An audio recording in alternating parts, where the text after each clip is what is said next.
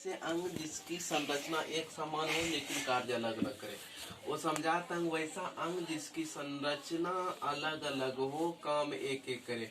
जैसे आप लोग कीट का पतंग देखे होंगे जिसको फतिंगा बोलते हैं। क्या बोलते हैं? फतिंगा बोलते हैं।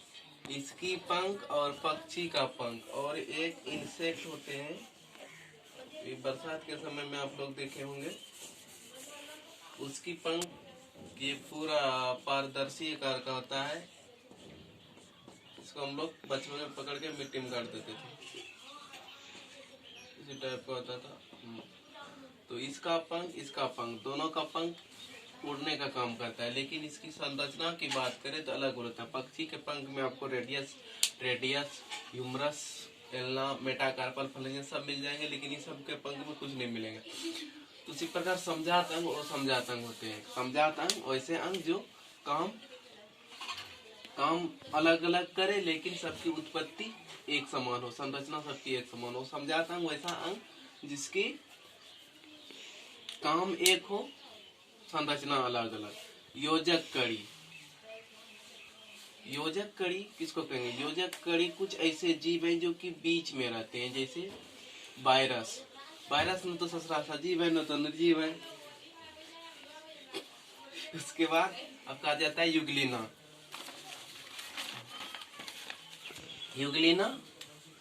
न तो पादप होते हैं, इस जगह बना देते हैं आपको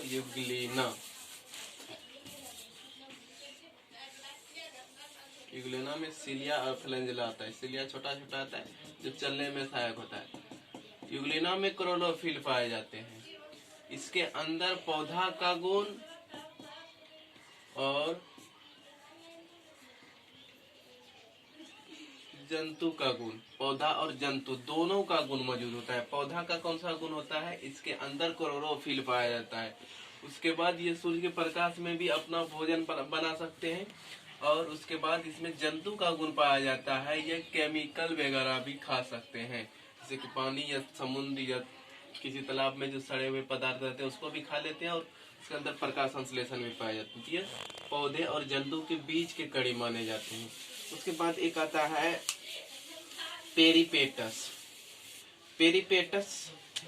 पेरिपेटस को आर्थ्रोपोडा और एनालिडा के बीच के योजक कड़ी माने जाते हैं।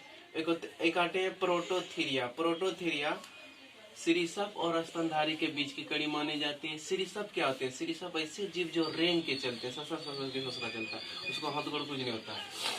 उसके बाद स्तनधारी ऐसे वर्ग जो अपने बच्चे को दूध पिलाते हैं, जो लेकिन सिरिसप अपने बच्चे को दूध नहीं पिलाते हैं, और स्तनधारी रेंग के नहीं चलते, वो उसको पैर होते हैं, चल के चलते हैं। और ये प्रोटोथीरिया ऐसे जीव होते हैं जो रेंग के भी चलते हैं और अपने बच्चे को दूध भी पिलाते हैं, तो उसको बीच की कड़ी मानी जाती है, योजक कड़ी। उसके बाद आप कहते हैं ऑक्टिरियोपेटस, ये रेंग के भी चलते थे, इसको पंख भी होता था। तो सिरिसप और पक्षी के बीच में ओक्रियोटिपेटस को माना जाता है। इनको पंख भी होता था और यह रेंग के भी चलता था, और ये अंडे देते थे।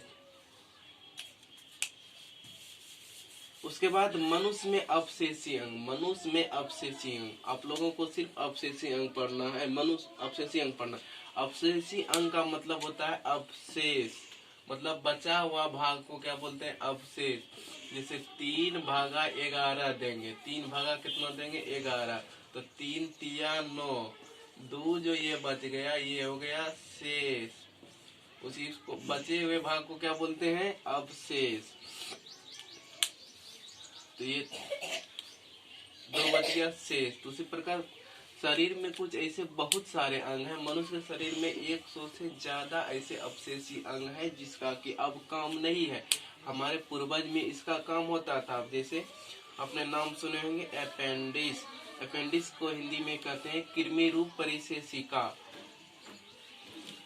ये हमारे बड़ी आंत और छोटी आंत के जिस जगह मिलता है उसी जगह पे एक अपेंडिक्स पाया जाता है, जिसको कृमि रूप परिशेषिका बोलते हैं। इसका पहले काम होता था सेल्यूलोज को पचाने में इसका काम होता था, लेकिन दिन प्रतिदिन मनुष्य विकसित होते गए और सेलुलोज पहले पाया जाता था। सेलुलोज पेड़ पौधा के कोशिका भित्ति में पाया जाता है। मनुष्य पहले जो कच्चा घास भूसा खा लेता था उसमें सेलुलोज पाया जाता था और उसको पचाने के लिए अपेंडिक्स काम करते थे। लेकिन अब कच्चे पदार्थ को खाना धीरे धीरे मनुष्य काम कर दिया, उसके बाद अब अपेंडिक्स का काम खत्म हो गया। ये अब एक बचा हुआ अंग बच गया है, ये अपसेसी अंग के रूप में है। उसके बाद अपसेसी अंग के रूप में आते हैं नीस पूंछ कशेरुका। हमारे पूर्वज में पूंछ हुआ करते थे, हमारे पूर्वज बंदर थे। तो पूंछ तो धीरे धीरे समाप्त हो गया, लेकिन पूंछ होने का साक्ष्य भी आज पूंछ की हड्डी वर्तमान में है। उसके बाद निसक पटेल, ये हमारे आंख के बगल में लाल जैसा तिनकोना जैसा निसक पटेल पाए जाते हैं। ये भी अपसेसी अंग में आते हैं। इसका काम होता है कि जैसे पानी में मनुष्य या कोई भी जानवर जैसे जाएगा, इसमें एक जाली जैसी संरचना बना जाएगा कि आंख खराब ना हो, सड़े गले ने। ये आज भी मछली में, मेढक में, मगरमच्छ में या कुछ पशुओं में, कुत्ता बिल्ली गिद्ध सब में पाए जाते हैं और इसका काम होते हैं।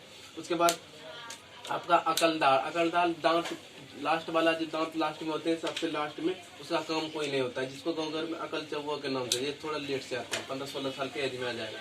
उसके बाद आते हैं आपका अकलदार हो गया, पूंछ कशेरुका हो गया, कृमिरोपरिसेसिका। हाँ, उसके बाद लैमार का उपार्जित लक्षणों की वंशागति। इसमें 3 वैज्ञानिकों ने सिद्धांत दिया, एक लैमार्क ने दिया, एक डार्विन ने दिया, एक ह्यूगो डी व्रीज ने। लैमार्क बाद का कहना था किसी भी लक्षण को अगर हम अधिक उपयोग करेंगे तो वह अंग हमारे ज्यादा विकसित हो जाते हैं, और किसी भी अंग का हम उपयोग कम करेंगे तो वह अंग क्या हो जाएंगे, धीरे धीरे विलुप्त हो जाएंगे। तो लैमार्क ने जिराफ का उदाहरण दिया था। किस चीज का? जिराफ का। किस चीज का दिया था उदाहरण? जिराफ। मेरा फिगर उतना अच्छा बनता है। लैमार्क का कहना था कि जिराफ का गर्दन पहले बहुत छोटा छोटा हुआ करते थे, लेकिन दिन प्रतिदिन मौसम शुष्क होते गए और वहां पर घास की कमी होते गए और जिराफ ने अपना गर्दन उठाना शुरू किया और पत्ता खाना शुरू कर दिया। जिराफ का गर्दन धीरे धीरे 1 सेंटीमीटर बढ़ते गया। 1 सेंटीमीटर बढ़ा, फिर उसका बच्चा के 1 सेंटीमीटर बढ़ा, फिर उसका बच्चा के 1 सेंटीमीटर बढ़ा, फिर उसका बच्चा के 1 सेंटीमीटर बढ़ा, और जिराफ का गर्दन बहुत सारा लंबा हो गया। तो वही लैमार्क का कहना था कि किसी भी अंग का अगर आप अधिक उपयोग करेंगे तो वह अंग आपका अधिक लंबे हो जाएंगे, और जिस चीज का उपयोग आप कम करेंगे वह अंग आपका धीरे धीरे विलुप्त हो जाते हैं। जैसे कि सांप को पहले पैर हुआ करते थे, तो सांप को बिल में या तो उसके अपने बिल में जाने में प्रॉब्लम होता था, या कोई शिकार को पकड़ने जाने के बाद थोड़ा पैर का आठ होता था, तो वो अपना